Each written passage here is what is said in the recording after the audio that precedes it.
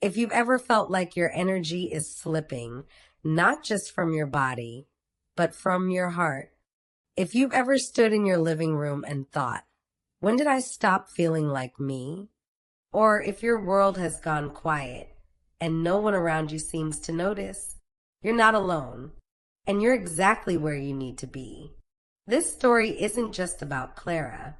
It's about remembering that your story, your second chance, is still unfolding. You don't have to search anymore. You don't have to prove anything. You just have to listen. Because Clara thought her time had passed. But she was wrong. And so might you be. Clara Jennings had always loved mornings. Before the silence, mornings were her music. She would wake up to the smell of coffee, brewed old-fashioned in a stovetop percolator, and the distant hum of Walter tuning the radio in the kitchen. Sundays were sacred. She and Walter, porch side by side, coffee mugs steaming in their hands, the newspaper between them, folded and passed like old secrets. She always read the headlines. Walter preferred the comics. He said laughing first made the bad news easier to bear. Clara used to believe there wasn't a storm they couldn't weather, until the one storm they couldn't outrun came. Walter's diagnosis wasn't long and lingering. It was fast, cruel, efficient. 6 weeks from diagnosis to goodbye. He held her hand until the end, whispered the same thing he'd whispered 1,000 times before. "You've got this, my darling girl." But when he was gone, Clara wasn't so sure. At first, she survived by routine. There was the cooking, the laundry, the church attendance, the answering of condolence cards. But grief is a clever thief. It doesn't steal all at once. It takes a teaspoon at a time. Until one day, Clara looked around and realized the bright, bustling life she had known had been packed away like an old Christmas ornament no one remembered to hang. The house was tidy but hollow. The laughter was a memory. The walls, once filled with chatter, now only held her breathing. She stopped watering the plants, forgot her best friend's birthday for the first time in 30 years, stopped watching the sunrise, even though it still came every morning without her. The calendar above the phone stayed frozen on March, and Clara froze with it. She didn't notice the changes at first. She blamed the tiredness on age, the stiffness on the weather, the aching loneliness on everyone else's busy lives. The slow slide didn't seem like a slide at all, until the doctor's words cracked open the quiet denial she'd wrapped herself in. At her annual checkup, she sat on the crunchy papered table, swinging her feet like a child, trying to feel normal. The nurse frowned at the blood pressure reading. The doctor glanced twice at her weight chart. And then came the words, soft but certain. "Clara, we're seeing early signs of decline. It's not urgent, but at this stage, movement and engagement aren't optional anymore. They're vital." Clara laughed politely, a practiced sound. The doctor smiled kindly but didn't back down. "Staying still. Clara, it accelerates everything." The word stuck like a burr in her mind. Decline. It wasn't the kind of word you argue with. It was the kind you fear. That night, Clara made tea, poured it, forgot it on the counter. She sat in Walter's chair instead of her own. It creaked under her smaller weight. She opened the old photo album, one of the last projects they'd completed together. Page after page of life, frozen in time. Vacations, birthdays, Sunday afternoons. There was Walter, grinning behind the grill. There was Clara, half dancing on the deck, holding a mason jar full of lemonade. She paused on a photo she hardly recognized. Ireland, a cobblestone street, a misty morning. Her, arms wide, laughing into the gray sky. She didn't look frail there. She didn't look tired. She looked alive. And Clara realized she couldn't remember the last time she felt that way. The next morning, something shifted. It wasn't a grand awakening. No Hollywood music played. It was simple. She woke up, opened the curtains without thinking, and stood staring at the light spilling in. It was sharp and honest. The dust motes danced like living things. And before she knew it, she had pulled on an old sweater, slipped on her cracked walking shoes, and opened the front door. The air bit at her cheeks. The street stretched out before her like an unanswered invitation. Her heart pounded, not with excitement but with fear. Still, her feet moved. One step, then another. Down the path, past the mailbox, toward the corner. The ground felt unfamiliar under her feet. Each breath scraped cold through her lungs. She could have turned back at any time, but she didn't. She reached the corner, held onto the stop sign to catch her breath, and for the first time in a long time, she smiled. That night, she found a pen and an old notebook. She wrote, Day 1, walked to the corner, didn't cry, didn't stop. Maybe tomorrow, farther. You're still here? Good, because you're not just hearing Clara's story. You're remembering something inside yourself. You're remembering that a second wind doesn't arrive with fanfare. It arrives with one step. Stay, because Clara's real change, it's still just beginning. And then there were more mornings. The shoes by the door, the shiver of cold, the gentle protest of her knees. Each day, a few steps further. She passed the mailbox without even noticing it now. Past the hedgerow, past the broken fence post by Mr. Connolly's house. Her body ached. Sometimes she thought of quitting, but something deeper pulled her forward. Not hope exactly. Not yet. Maybe stubbornness. Maybe memory. Maybe just the taste of living. One day, 2 weeks into her quiet ritual, Clara saw the bulletin board at the community center. Pinned among the flyers for lost cats and bake sales was one in bright yellow. Sunrise Seniors Walking Club. Tuesdays and Thursdays. All welcome. No fees. No pressure. Clara read it twice. Took a photo of it with trembling hands. Then folded it into her jacket pocket like a secret.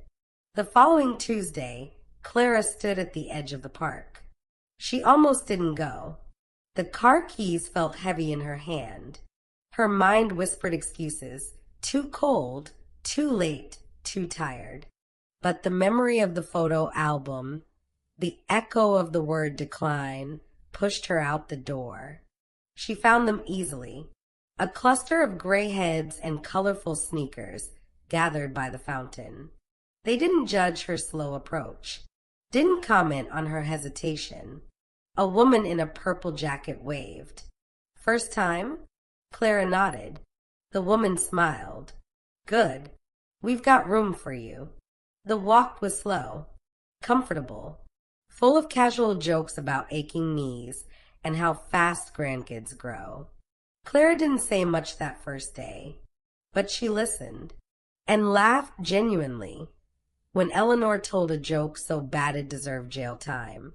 And for the first time in 2 years, Clara didn't feel invisible. She felt included, alive, seen. She returned. Tuesday, Thursday, Tuesday again. The routine became familiar. The names, the slow mornings, the feeling of movement, not just in her legs, but in her spirit. She stretched a little farther each day, breathed a little deeper. She noticed her clothes fitting differently, her face in the mirror looking less tired. Her smile, once a stranger, now a frequent visitor. Still here? Good, because here's the truth. Healing isn't a finish line. It isn't fireworks. It's a kitchen dance. It's a chuckle at a bad joke. It's a walk to the corner that becomes a walk around the block. Clara's second wind wasn't a storm. It was a whisper. Yours might be too. Stay. There's more to this story, and more to yours. She didn't tell her children right away about the walking club, not because she was hiding it, but because somehow it felt sacred, private, hers. Every Tuesday and Thursday, she laced up her old sneakers, zipped up Walter's faded windbreaker, and headed out into the waiting world, the world that had always been there, the world she had forgotten how to meet. The mornings weren't always perfect. Some days the wind bit harder. Some days her joints protested more loudly. Some days she wanted to stay under the blanket, safe in her small cocoon of stillness. But then she would remember Eleanor's laugh, or the way Joe shuffled along, telling stories about fishing trips from years gone by, or the moment Marjorie linked arms with her without asking, steadying her when she stumbled over a cracked sidewalk. It wasn't exercise. It was community. It was an obligation. It was life. Little by little, Clara's house began to change too. She started opening the windows again, even when it was chilly. She baked a pie, just one, messy and imperfect but sweet with purpose. She called her sister, the one she hadn't spoken to properly in months. She found herself humming while washing the dishes, not because someone was watching, not because she was supposed to, because life was stirring inside her again, uncoiling in the dusty corners where grief had made its nest. One day after a walk, Clara paused outside the community center bulletin board. Another flyer caught her eye. Art classes, beginner level, no experience needed. She hesitated, then tore off one of the little tabs with the number. At home, she taped it to the fridge, a small reminder that even now, there were still first times waiting for her. Not just last times, first times.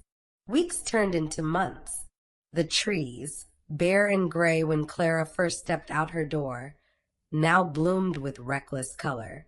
Pinks, yellows, greens so fresh they almost hurt the eyes. Clara felt the seasons shifting both outside and inside. She moved easier, slept deeper, smiled quicker. The loneliness didn't vanish. It softened. It no longer weighed her down like an anchor. It floated beside her like a gentle shadow, part of her, but no longer consuming her.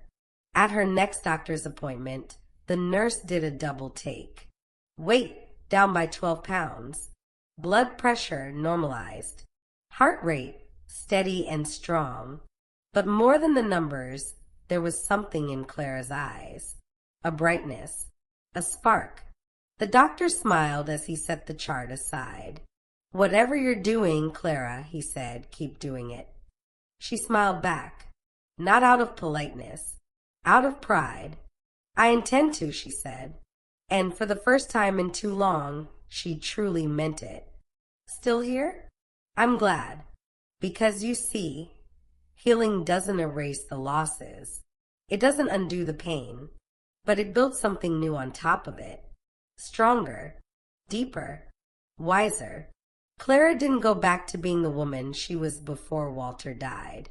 She became someone else, someone he would have been proud to know, someone she was proud to be. One Sunday afternoon, Emily came over, her youngest granddaughter, 17, full of dreams and questions. They sat on the porch swing, the one Walter had built so many summers ago. The air smelled like fresh-cut grass and lemon pie cooling in the kitchen. Emily swung her legs gently, glancing sideways at Clara. "Grandma," she asked, how did you stop being sad all the time?" Clara looked at the sky for a long moment before answering. "I didn't," she said. "I carry the sadness with me. But I also decided to carry something else." "Like what?" "Hope," Clara said, "and stubbornness, and a little bit of faith that if I just kept moving, even one slow step at a time, I'd find something worth smiling about again. Emily didn't answer right away. She just leaned her head against Clara's shoulder. And in that small, silent moment, a bridge stretched across generations, built not out of grand speeches or big miracles, but out of simple presence, simple living, simple love. As the sun set that evening, Clara watched the sky turn gold, then crimson, then deep velvet blue. She thought of Walter. She thought of the girl in the photo album, arms wide to the Irish mist.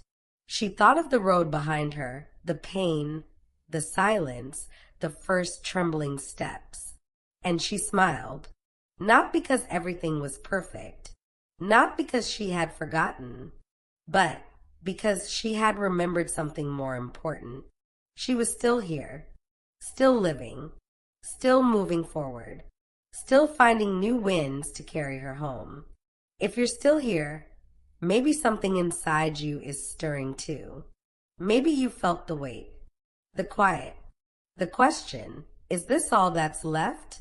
Maybe you've wondered if it's too late to start again. It's not. It never is. Clara's second wind didn't come from a miracle. It came from one decision. To get up, to take one step, to breathe through the ache, and to keep going. You can do the same.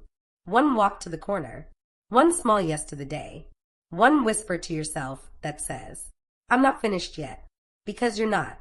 Your stronger day isn't behind you. It's waiting, right where you are, ready when you are. Thank you for spending this time with Clara and with yourself. If her story moved you, stay with us. More stories are coming, more second winds, more new beginnings. Your next chapter is already waiting.